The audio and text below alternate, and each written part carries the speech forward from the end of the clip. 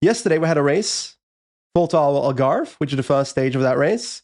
And let's just say it wasn't without drama, because it's a sprint stage. We see the parkour, looks to be a sprint. We see the lead up towards that sprint. It's going to be a sprint. We see the last 5 kilometers, last 3 kilometers. I won't even go into who's at the front at this point because it doesn't actually matter.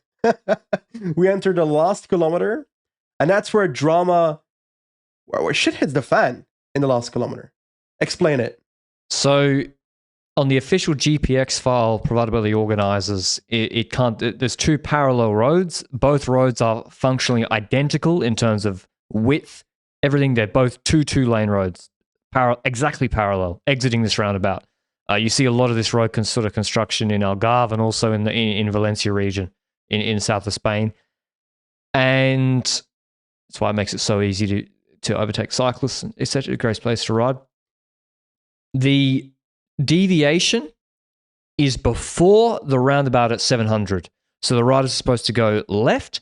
At the previous roundabout, a couple of 100 meters before, they went the right way around, the other way around the roundabout.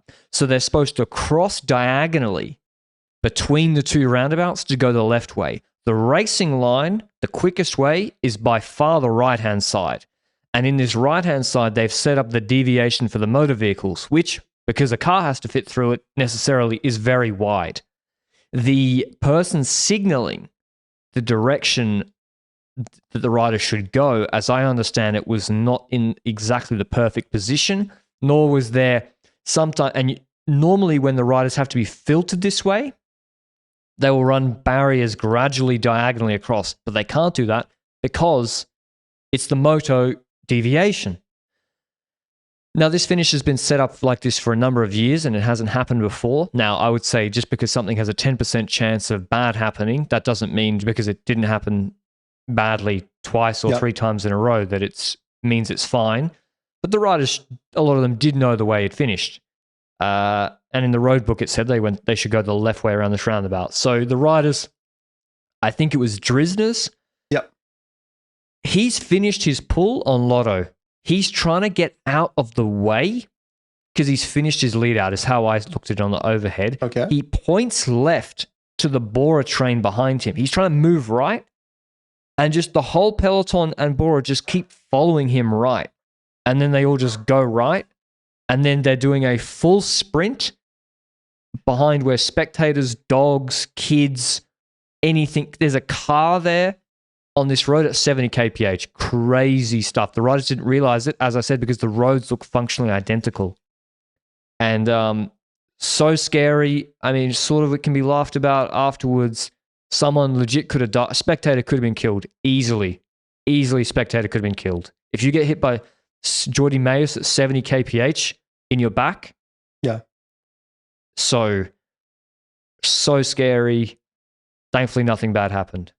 We've seen examples of spectators being hit by riders, like the Van Summeren crash a couple of years ago in the classics. That spectator ended up being paralyzed as a consequence of that happening. So we know that such things can happen. And like, I was in pure disbelief. I won't even lie.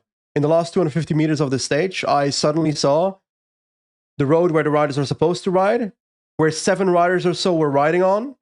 And then I looked to the left of that road on a parallel road, and we saw an entire peloton doing a full-on sprint lead-out plus sprint, with Jordi Meus eventually winning the sprint on a road that does not take part in the race.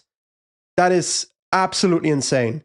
And the first reaction is, this is a joke, this is hilarious, and so forth. But at the same time, you're also thinking, it just can't be overstated how dangerous this is. You mentioned it already, and then obviously the next step is, who is to blame? Who is to blame in this situation? Because on one end, a lot of public reaction is going to be, how do these riders not know where the finish is in the last 500 meters? How is it so possible to go onto the wrong road in the last 300 meters? I think there's multiple reasons to that. First of all, you pointed at the road book, saying, yes, the road book does show that the riders need to go to the left. In my personal opinion, from my personal experience of opening road books, I haven't seen 100% accurate road books in my life before. So no, and its official GPX file is what they're looking at on VeloViewer, and the directors are looking at. So that's one thing. The the other aspect next to that is these riders are riding at, 180 to 200 heart rate, depending on how hard they're going. And especially because the riders at the front are the ones that are going the hardest, they're going to be like, they're on the edge of their seat trying to push the last bit of watts of their lead out done. So it's not, you can understand that these riders are in a position where they're going super all out, and that first rider goes in a certain direction. The rest of the riders are just going to follow the pack. It's not like if you're in 25th position, the likelihood of you not following the other riders is unlikely, as you can see from the amount of riders that did go the right way. Now, unless you're free on the left, you have to follow the pack or you're going to crash. You can't, even if you're on the right side and everyone else is going right, what are you going to do? Chop 6 riders to go the right way? Exactly. Add on top of that, when it comes to races, on paper, the motorbikes that are in front of groups, etc., that are part of the race, they go off in the car deviation route, so to the right at the roundabout. And that was the case here, but that motorbike was so close to the peloton that I think Drisner's also, perhaps, you said he pulled off, just in case he didn't mean to pull off and he actually rode the wrong way, that's also a possibility. Then I would also point out the fact that the motorbike was too close in the first place, because usually those motorbikes are completely gone by the time we hit that point in the race. The moto should have gone to the right. After the roundabout before, the moto should have gone immediately to the right side and be signaling also, like, whereas the moto was on the left the whole time and then last minute cuts across to the deviation. I haven't next to each other compared the actual signaling of last year versus this year. The way I saw it was that there were 2 people pointing the right way, as in the way that the riders were supposed to go. One guy with a red flag, little red flag, and the other guy that was kind of like a police guy, like, guys, it's over there. Guys, it's over there. But like, perhaps a little bit late. I don't know if I can blame those people, because I feel like it's a larger issue than just 2 people not showing it to be the right way or something. That I can't point at that as the problem either. So for me, this is just a larger problem of it was not clear enough that was not the area where the riders were supposed to ride. And there's multiple aspects that could have improved that. And there's multiple factors that all tangle together to make this happen and to make it so that the peloton rode the wrong way into the car deviation route, while some riders, for example, Filippo Ganna, who you can see him like look like a meerkat above the peloton and see, oh snap, it's to the left, then move to the left of the road and actually take the right side, the left side of the roundabout, but the correct side. I should not say right side, that makes it very confusing. He takes the correct side of the roundabout and he ends up doing a wonderful solo to the line in the last 200 meters and winning it, with the likes of Gregoire, Kristen and so forth fighting behind him, if I recall correctly. A wonderful solo. I think it was a wonderful solo. Now, this is already pretty scandalous, what happened. But I think at this point, results-wise, we need to look back at the history. And I remember Tour of Britain stage in 2022. I think the finish was in Mansfield. I think Serrano was maybe GC leader at that point, but I'm not sure about it. Or maybe Aramburu, I don't know. They're all the same anyway. And in the last 250 meters or last 500 meters, the peloton also had half the group ride the wrong way. Jordi Meus was still given the victory in the stage. And I'm sorry, but he got the victory. He got the UCI points and the bonus seconds, if I recall correctly. But the rest of the group that rode the wrong way was put in the same time according to the 3-kilometer rule. And I'm actually not sure they would apply that if it was only 7 riders that rode wrong, or only 1 rider that rode wrong. But I feel we've got a very similar situation than that Tour of Britain stage in this example here for the Algarve. We've got a peloton that rides the wrong way, and we see that there is no winner. Ganna suddenly is not the winner of the stage anymore. And I think that's completely unfair. Oh, it's outrageous. What? Ganna goes the correct way. I mean, the stage wasn't neutralized. The stage continued to the finish. And then, yeah, if you want to put everyone on the same time, absolutely fair. I think everyone should get the same time. No bonus seconds. Ganna has to get the win. Yep. I don't understand. It's like when Louis Mainches won the Pays Vasco stage where they continued it after the massive crash of Vingegaard and Remco and stuff. Like, he still gets the win. Yeah. I don't know if there was GC gaps, but yeah, I just don't know how you can scrub off Ganna's win. He literally went the right way and won. Yep, I agree. And like, I fully agree with you that I had criticism towards that Tour of Britain stage that they still gave the winner UCI points and bonus seconds. I think that part's unfair. When it comes to this Algarve, the result that should have been the case was Ganna's the winner of the stage. Organization acknowledges that there was a problem and tries to investigate how they can do it better in the future. And when it comes to results, put everybody in the same time as Ganna, no UCI points, no bonus seconds.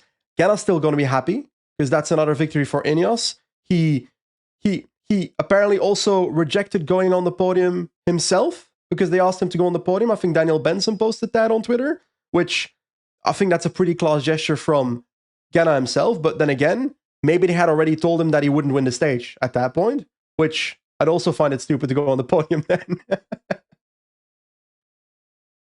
Yeah, I don't really understand the podium stuff either. I think Ganna didn't refuse to like accept the stage victory.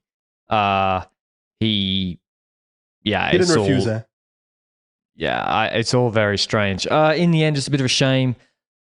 And, you know, Ganna was robbed. Jordi Meus loses the chance to sprint for the win. Not just Jordi Meus. Yeah, everybody loses the chance. And it's also, I was scared. I thought for sure someone would have a major crash. It's actually a miracle it didn't happen. Thank God it didn't. And also the organizers, I got to say, they did say, you know, they've come out and said it could be signaled better. They didn't blame the riders. And so I think it'll be hopefully fixed. Because, sometimes the organizers are like, well, the rider's responsibility. And it is the rider's responsibility to follow the course. But if you think they're going to memorize every corner and exit in 200 Ks, it's just not going to happen. It's not realistic. I did find Arnaud Deli's reaction pretty funny because he reacted pretty hot-headedly in the interview after the race and said something along the lines of the first... He kind of basically insulted the first rider that turned onto the roundabout and went the wrong way. In doing so, saying, oh, this rider must have never seen a bike race because the motorbikes don't cross the finish line. That's basically the pattern he gestured in the interview. And first of all, it was his teammate, so that looks really silly. But second of all, I feel like Arnaud Deli I love riders having an opinion, but it does grind my gear a little bit that Arnaud Deli has advocated more for less for rider safety than he's been avoiding putting any blame on race organizers. Arnaud Deli, he always has the most boomer takes. Like, he's 19 years old or something, and he's always like, yeah, it's our fault a truck drove into us today. Like, you know, that, which is strange because, I think, was it Bram van den Capella? Someone, Volta Putte. Who? Somebody tweeted after the Bessèges stage, it's like, it's funny that Deli's continuing because when he crashed in Le Sommet or whatever, he was like, you know, he called it a shit race, a cut course. And he's like, why am I here? Bram, Volta Putte. That's what I said. That. Yeah. That's not what you said. I said Bram. You said Walter Putte, which is a different name. That's the first name and the last name.